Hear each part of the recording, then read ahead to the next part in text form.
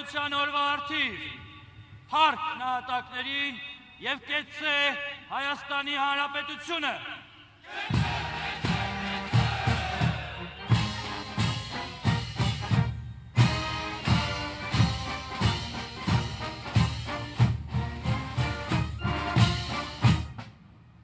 Ազգային անվտանգության ծառայության սահմանապահ զորքերի զինծառայողներին ողջույն։ Ողջույն, պարոն նախարար։ Շնորհավորում եմ Հանրապետության օրվա առթիվ փառք նահատակներին եւ կեցցե Հայաստանի Հանրապետությունը։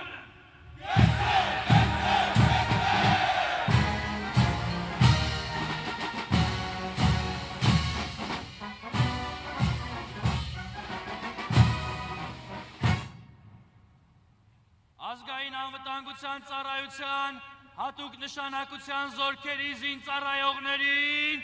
ողջույն։ Ողջույն, պարոն նախարար։ Շնորհավորում եմ Հանրապետության օրվա առթիվ փառք նահատակներին եւ կեցցե Հայաստանի Հանրապետությունը։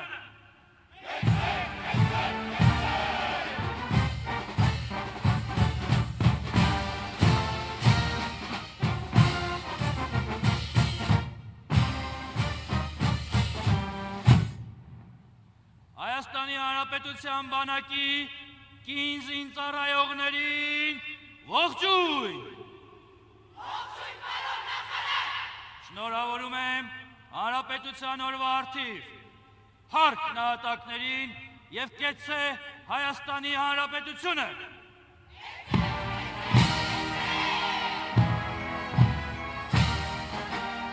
Եվ այսպես մեկ առ մեկ բոլոր զորախմբերին ողջունելուց եւ շնորհավորելուց հետո Պաշտպանության նախարարի մեքենան շարժվում է դեպի կենտրոնական տրիբունա, որտեղ կհնչի Պաշտպանության նախարար Սուրեն Պապիկյանի զեկույցը Հայաստանի Հանրապետության վարչապետ Նիկոլ Փաշինյանին։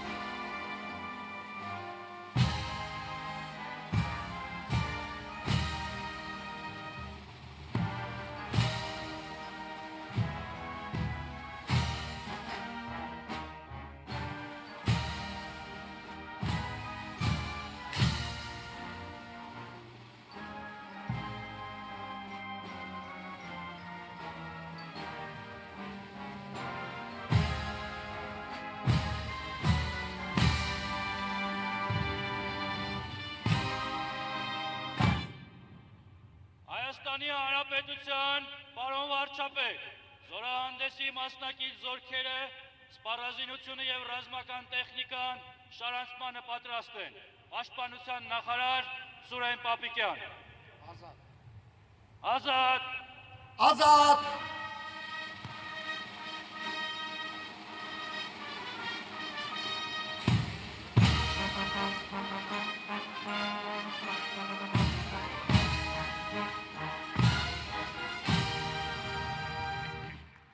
Այժմ ելույթով հանդես կգա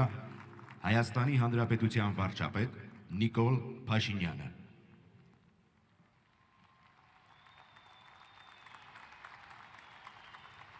Հայաստանի Հանրապետության մեծարգո նախագահ, Ազգային ժողովի մեծարգո նախագահ, Սահմանադրական դատարանի մեծարգո նախագահ, օրենսդիր, գործադիր, դատական իշխանության, տեղական ինքնակառավարման մարմինների հարգելի ներկայացուցիչներ, դիվանագիտական կորպուսի հարգելի ներկայացուցիչներ, պարոնայք գեներալներ, սպաներ, զինծառայողներ, սիրելի քաղաքացիներ, սիրելի ժողովուրդ։ 2026 թվականի Հանրապետության այս օրը նշում ենք բոլորովին նոր պատմական պայմաններում։ Շուրջ 35-ամյա հակամարտությունից հետո Հայաստանի Հանրապետության եւ Ադրբեջանի Հանրապետության միջև խաղաղություն է հաստատված։ Խաղաղությունն այն է, ինչ Հայաստանի առաջին հանրապետությանը չհերիքեց անկախությունը պահպանելու եւ զարգացնելու համար եւ խաղաղության բացակայությունը դարձավ այն առանցքային պատճառը, որով Հարավային Կովկասի 3 երկրները 1918 թվականին իրար հետ անկախություն հռչակելով 1920 թվականին իրար հետևից կորցրեցին այդ անկախությունը։ Հայաստանի առաջին հանրապետության ճակատագրի մասին պատմական հիշողությունները կարևոր դեր են ունեցել խաղաղության հաստատման գործընթացներում եւ այսօր մենք հաղթահարում ենք առաջին հանրապետության ժամանակներից մնացած պետության ժամանակավորության բարդույթը եւ որդեգրում ենք պետության հարատեվության օրակարգ, առաջնորդվելով այն տրամաբանությամբ, որ Հայաստանի պետությունը պետք է գոյություն ունենա հավիտյան։ Սա նշանակում է, որ բոլոր իրավիճակներում պետք է կենտրոնացած մնանք պետության շահի վրա, երբ պետությունն ու նրա շահը, նրա անվտանգությունը, ազատությունն ու բարեկեցությունը դառնում են գործողությունների եւ որոշումների առանցքային ելակետ եւ պետությունն էլ իր հերթին դառնում է սեփական քաղաքացիների անվտանգության, ազատության, բարեկեցության գործիք։ Պետության վերելքի այս հայեցակարգը առաջնորդում է մեզ եւ մենք գնում ենք այս ճանապարհով։ Հայաստանի Հանրապետությունը գնում է այս ճանապարհով եւ հաստատված խաղաղությունը, նրա հետագա ինստիտուցիոնալացումը, պետության իրավական հիմունքների զարգացումն ու ամրապնդումը, Հայաստանը հակամարտության փակուղուց խաղաղության խաչմերուկ դարձնելը, ներառյալ թրիփ նախագծի իրագործմամբ, ինչպես նաև քաղաքացիների անվտանգությունը, ազատությունը եւ բարեկեցությունը ապահովելը մեր ռազմավարական առաջնահերթություններն են։ Այս նպատակների իրագործման համար կարևոր նշանակություն ունի կրթությունը, որը մենք հռչակել ենք ռազմավարությունների ռազմավարություն։ Եվ պետության մասին մեր գիտելիքի խորացումը գալիս է ասելու, որ խաղաղության պայմաններում պետական կարևորագույն ինստիտուտ է բանակը, եւ այսօր Հայաստանի Հանրապետության բանակը ոչ թե պատերազմի, այլ խաղաղության գործոն է, որովհետև պաշտպանունակ եւ ուժեղ բանակ չունեցող երկիրը կարող է գայթակղիչ լինել ագրեսիայի համար։ Մենք չենք կարող մեզ դնել նման իրավիճակում եւ այսօր մեզ համար պատիվ է 2026 թվականի Հանրապետության օրվա առիթով Հայաստանի Հանրապետության ժողովրդին ներկայացնել այն արդյունքները, որոնց հասել ենք 2022 թվականից ի վեր։ Հայաստանի Հանրապետության մեծարգո նախագահ, Ազգային ժողովի մեծարգո նախագահ, Սահմանադրական դատարանի մեծարգո նախագահ, օրենսդիր, գործադիր, դատական իշխանության, տեղական ինքնակառավարման մարմինների հարգելի ներկայացուցիչներ, Հայաստանում հավատարմագրված օտարերկրյա դիվանագետներ, սիրելի քաղաքացիներ, սիրելի ժողովուրդ, այսօր ձեզ ենք ներկայացնում Հայաստանի Հանրապետության նոր բանակը, նոր սպառազինությամբ, նոր համազգեստով եւ նոր գաղափարաբանությամբ։ Այդ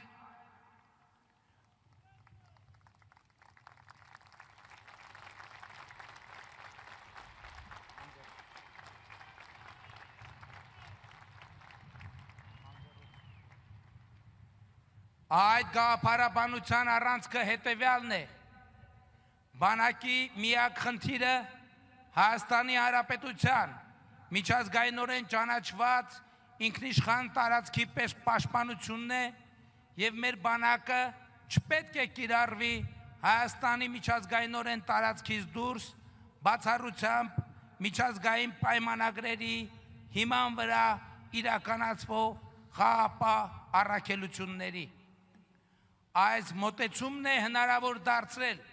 որ Հայաստանի Հանրապետությունը ունենա այն, ինչ այսօր կտեսնեք։ 2022 թվականից առաջ սպառազինության և ռազմական տեխնիկայի միջազգային շուկաները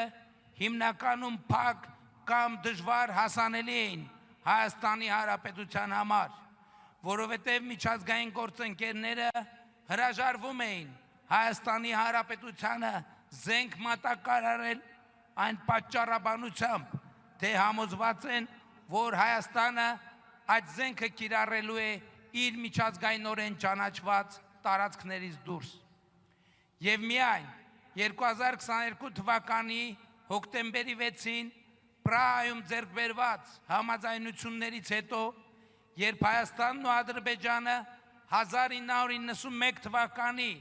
Ալմատայի հռչակագրի հիման վրա ճանաչեցին միմյանց տարածքային ամբողջականությունը, ահա միայն այս համաձայնությունից հետո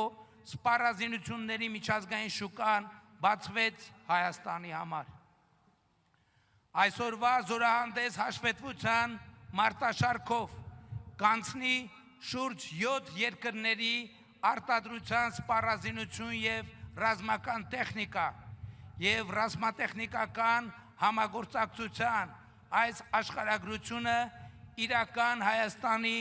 գաղափարախոսության վրա հիմնված քաղաքականությունների արդյունք է։ Զորահանդես հաշվետվության կարևոր առանցքներից մեկը Հայաստանի Հանրապետությունում արտադրված սպառազինությունը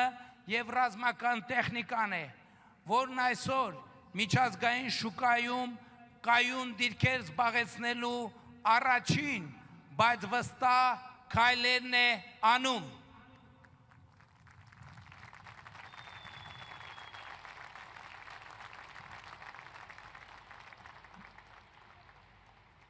«2022 թվականից սկսած Հայաստանի Հանրապետության կառավարությունը շուրջ 170 միլիարդ դրամի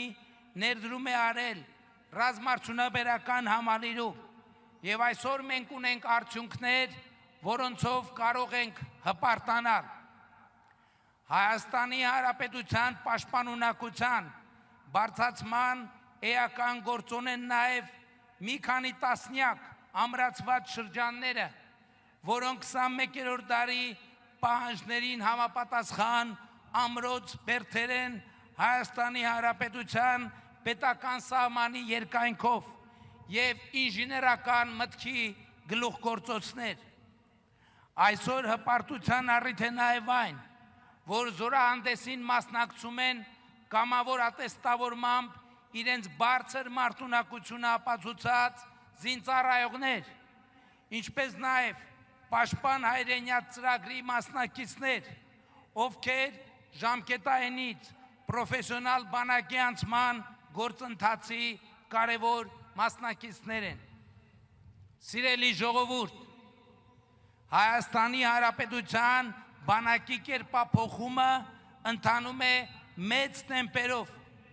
ինչի համար էական նշանակություն ունի զինծառայողների սոցիալական երաշխիքների համակարգը։ Այսօր Հայաստանում 700,000 դրամ վարձատրություն ստացող շարքային կազմի զինծառայողներ կան և կամավոր ատեստավորման շրջափուլերի միջոցով վարձատրությունների ավելացման այս գործընթացը լինելու է շարունակական։ Պաշտպան հայրենյաց ծրագրի զինծառայողները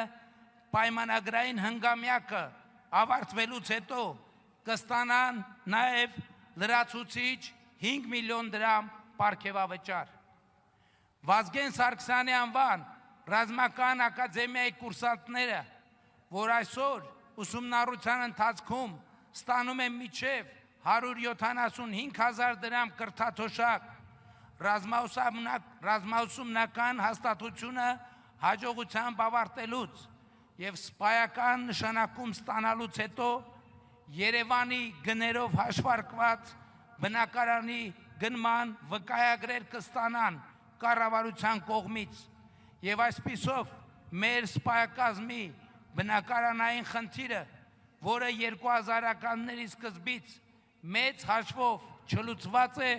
կստանա արմատական լուծում։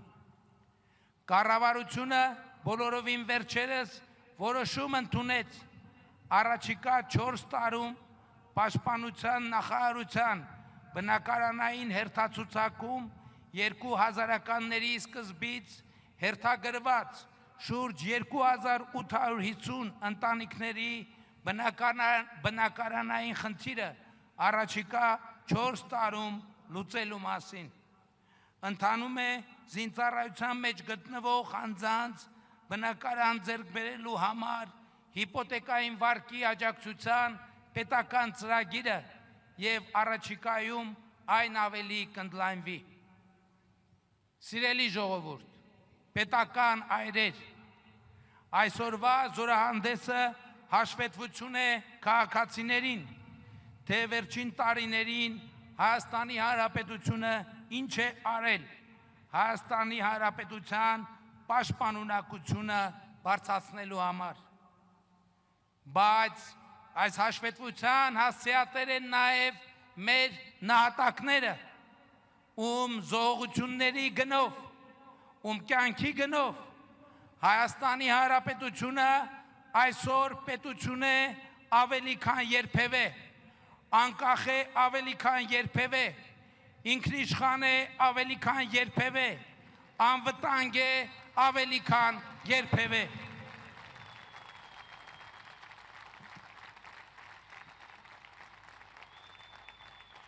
Մեկ րոպե լռությամբ, բայց նաև հրետանային համազարգով հարգենք մեր բոլոր նահատակների հիշատակը։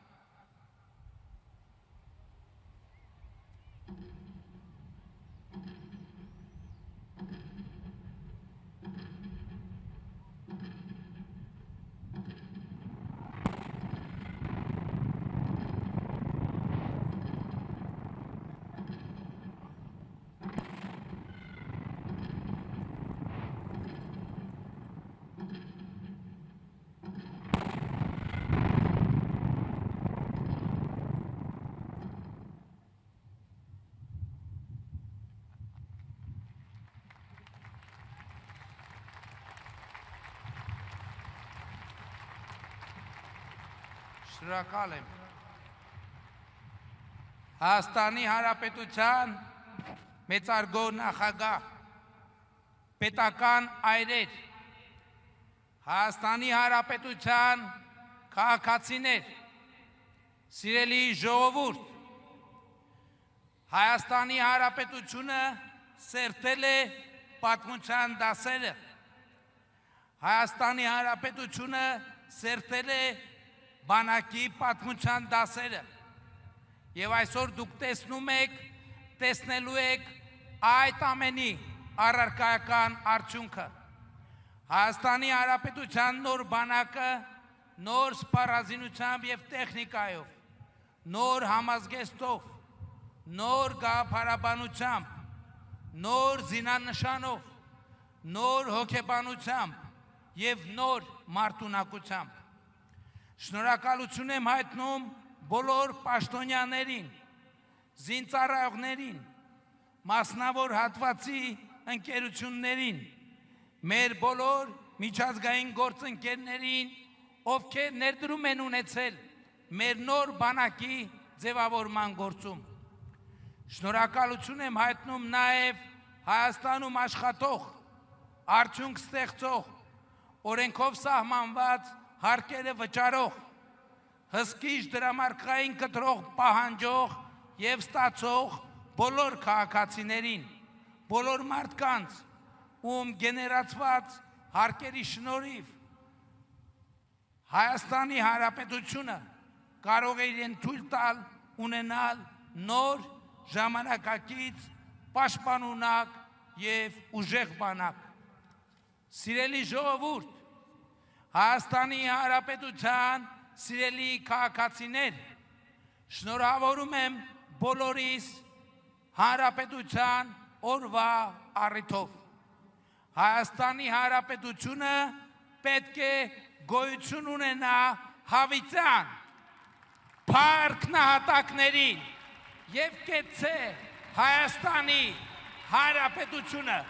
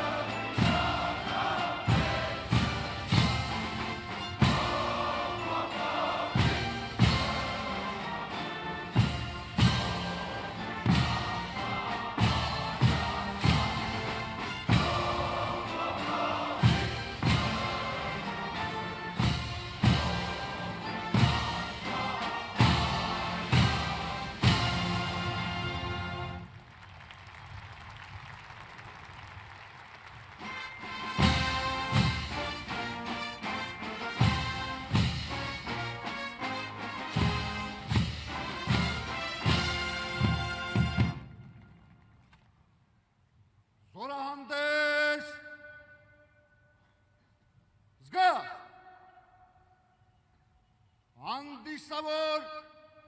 երթի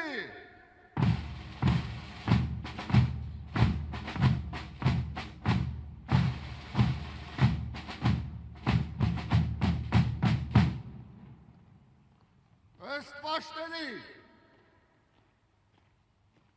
հեռավորությունը